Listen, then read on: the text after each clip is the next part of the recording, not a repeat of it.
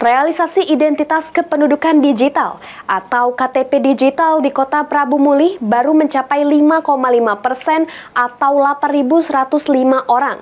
Kepemilikan telepon pintar hingga pengetahuan iptek menjadi kendala dalam pencapaian KTP digital di Prabu Mulih.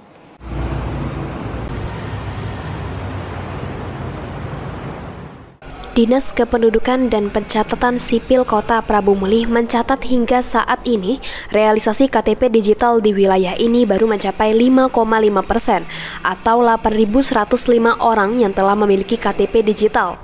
Rendahnya realisasi ini disebabkan banyak faktor, mulai dari kendala telepon pintar atau smartphone, sinyal, hingga penguasaan iptek. Kepala Dinas Dukcapil Prabu Mulih Heriadi mengatakan pihaknya telah melakukan jemput bola hingga turun ke desa dan kelurahan, namun capaian dinilai masih rendah. Ditambahkan Heriadi, dalam waktu dekat pihaknya akan menggandeng kejaksaan dalam mengejar capaian identitas digital ini. Bukan hanya kepemilikan KTP digital, namun juga seluruh administrasi kependudukan. Sekarang KTP digital ini capaiannya baru 5,5%. Sekitar 8.105 orang.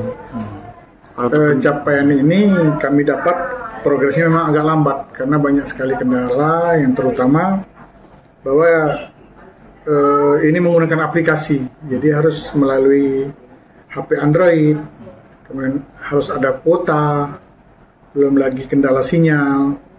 Dukcapil Prabu Mulih ini sudah turun ke lapangan, bahkan jemput bola.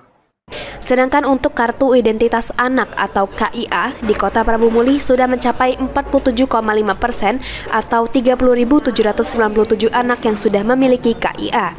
Anggi Perkasa, PAL TV.